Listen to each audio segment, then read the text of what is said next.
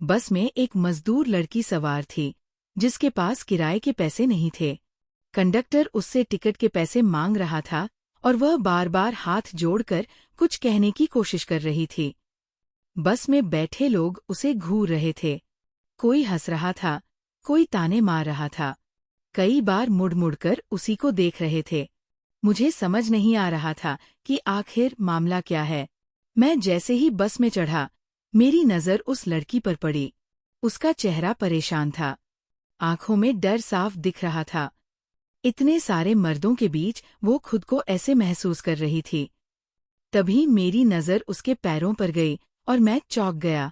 वह लड़की एक पैर से दिव्यांग भी थी। उसका एक पैर नकली था और वो सिटक के सहारे खड़ी थी। ऐसा लग रहा था जैसे खड़ा रहना उसके लिए बहुत मुश्किल हो रहा हो। बस के झटकों से वो बार बार संतुलन खो रही थी। फिर भी वह किसी से झगड़ नहीं रही थी। वह चुपचाप खड़ी सब कुछ सह रही थी। मुझे उस पर बहुत तरस आया। मैंने कंडक्टर से पूछा, भाई, ये क्या तरीका? किसी लड़की से बात करने का आराम से बात करो। बताओ क्या समस्या है? कंडक्टर मुझे पहले से जानता था। मैं रोज इसी बस से आता जाता था। आधे से ज्यादा लोग मेरे मोहल्ले के ही थे, क्योंकि हमारे मोहल्ले के सामने ही ये बस रुकती थी। कंडक्टर ने कहा, इसके पास टिकट के पैसे नहीं हैं और जबरदस्ती ये बस में बैठना चाहती है।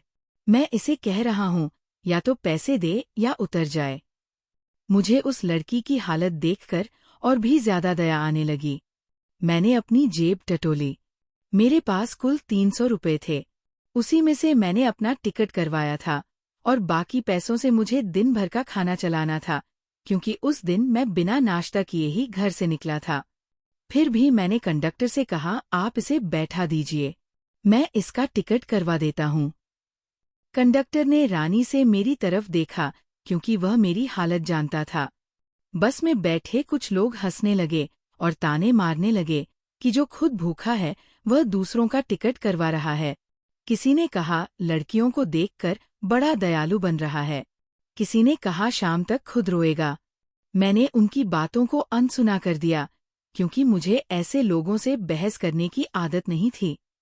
कंडक्टर ने मेरा टिकट और उस लड़की का टिकट बनवाया और वह लड़की जाकर सीट पर बैठ गई। उसने मेरी तरफ देखा और धीमी आवाज में धन्यवाद कहा। बस आगे बढ़ने लगी, लेकिन लोगों की ऐसी और पवतियां अभी भी चल रही थी। मुझे बुरा तो लगा, लेकिन दिल में सुकून था कि तभी मैंने किसी मजबूर की मदद की। थोड़ी देर बाद बस उस स्टॉप पर रुकी जहां मुझे उतरना था। हैरानी की बात यह थी कि वह लड़की भी उसी जगह उतरी। उसने उतरते वक्त फिर से मेरा धन्यवाद किया और अपने पर्स से एक छोटा सा कागज का टुकड़ा निकालकर मेरी तरफ बढ़ा। मैंने पूछा, ये क्या है? उसने कहा, मेरे पास देने के लिए और कुछ नहीं है, लेकिन जब आप बहुत मजबूर हो जाए और कोई रास्ता नजर ना आए तो इसे खोल कर देखना। मैंने मुस्कुराकर वो कागज जेब में रख लिया और अपने काम पर चला गया। मुझे बहुत तेज भूख लगी हुई थी, लेकिन दिल को तसल्ली थी कि किसी जरूरतमंद की मदद की है। मैं जिस दुकान पर काम करता था, वहां बोरियां उठाकर लोडर में डालनी होती थी। काम बहुत मेहनत का था। थोड़ी ही देर में मेरे हाथ पैर दर्द करने लगे। तब एक बड़ी गाड़ी आकर रुके। कुछ लोग उतरकर बिरयानी के डिब्बे बांटने लगे। उन्होंने मुझे भी एक डिब्बा दिया। मैंने हाथ धोकर खाना शुरू किया और मन ही मन भगवान का शुक्रिया अदा किया कि मुझे यकीन था कि अगर इंसान सच्चे दिल से किसी की मदद करता है तो भगवान उसे भूखा नहीं रखता। शाम को दिहाड़ी मिली तो मैं रोटी और सब्जी लेकर घर की तरफ चला, क्योंकि घर में मेरी माँ और बहन मेरा इंतजार कर रही थी। हमारा घर कच्चा था, अक्सर बिजली नहीं रहती थी। माँ हाथ के पंखे से हवा कर रही थी। बहन पास बैठी सिलाई कर रही थी। मैंने मन ही मन सोचा कि एक दिन मैं इन्हें हर सुख दूंगा, चाहे हालत कितने भी खराब क्यों ना हो। मैं कभी हार नहीं मानूंगा। उस रात में देर तक सो नहीं पाया।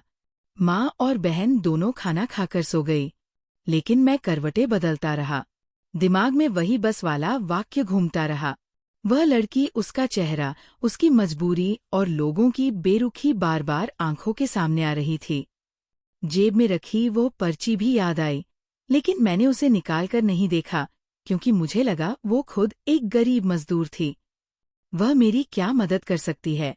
सुबह होते ही मैं फिर काम की तलाश में निकल पड़ा। कई जगह गया, लेकिन कहीं काम नहीं मिला। कहीं गया, अभी जरूरत नहीं है। कहीं कहाँ गया, बाद में आना, कहीं सीधा मना कर दिया। दिन गुजरते गए, हालत और बिगड़ते चले गए।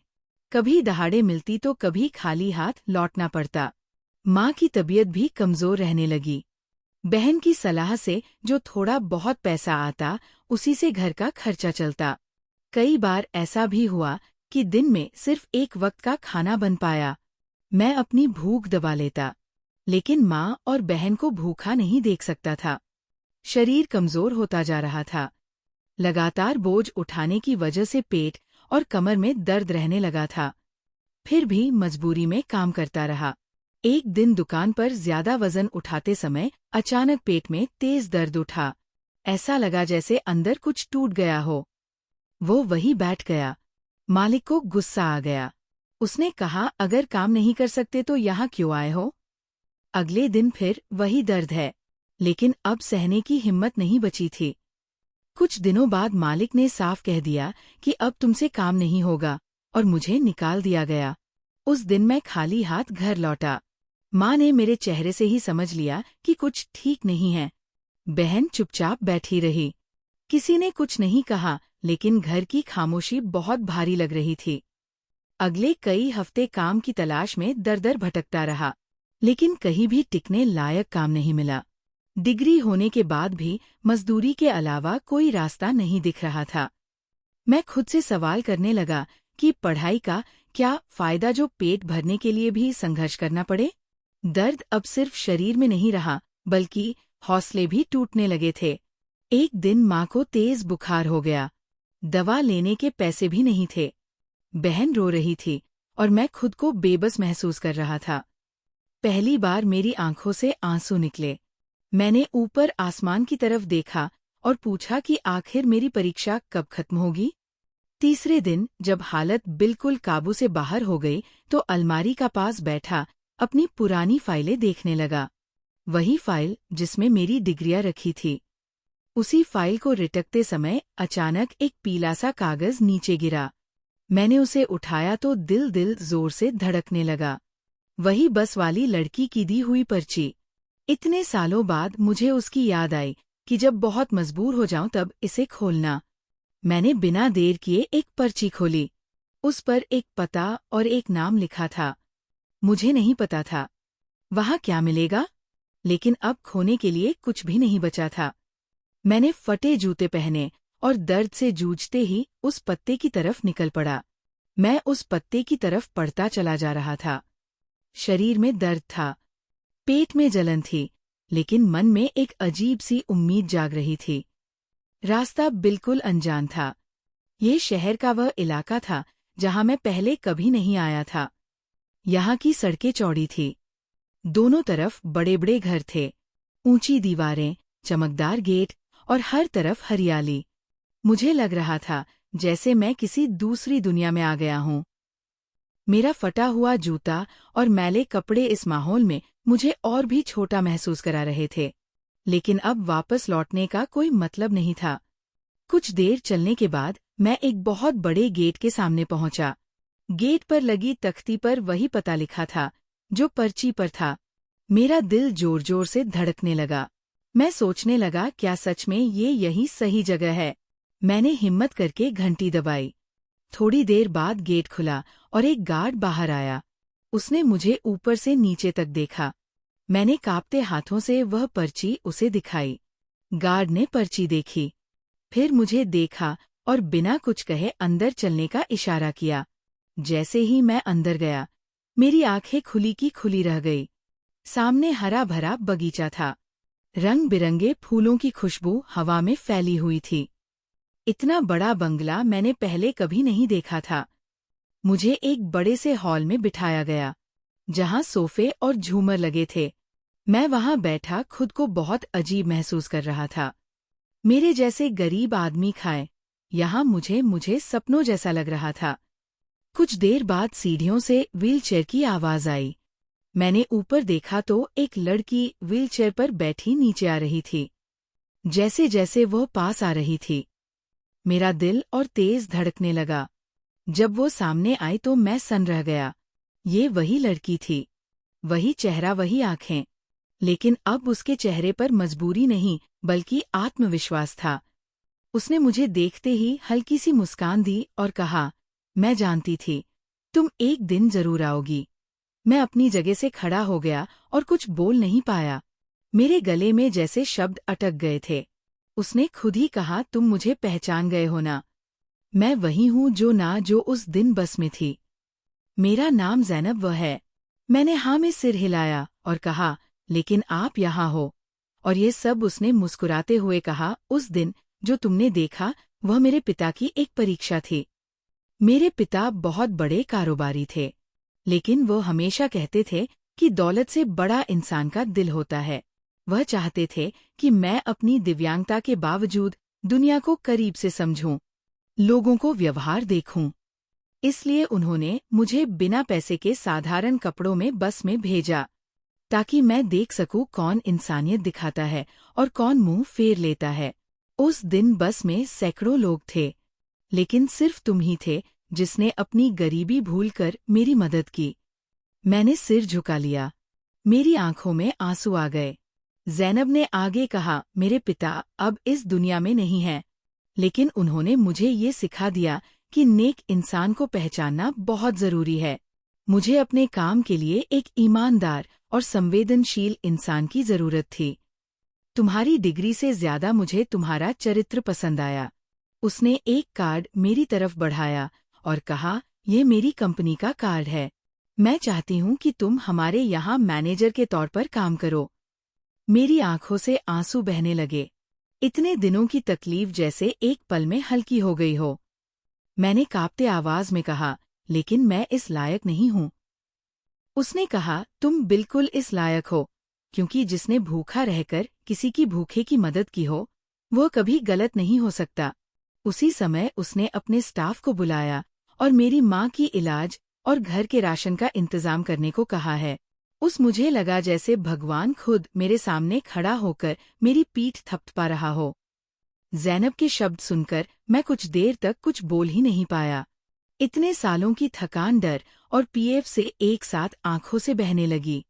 मैंने कभी सपने में भी नहीं सोचा था कि मेरी जिंदगी इस तरह बदलेगी। मैं बार बार यही सोचता रहा कि उस दिन बस में अगर मैं भी बाकी लोगों की तरह नजर फेर लेता तो आज मेरी हालत क्या होती। ज़ैनब ने मुझे पानी दिया और कहा, घबराइए नहीं, अब सब ठीक हो जाएगा।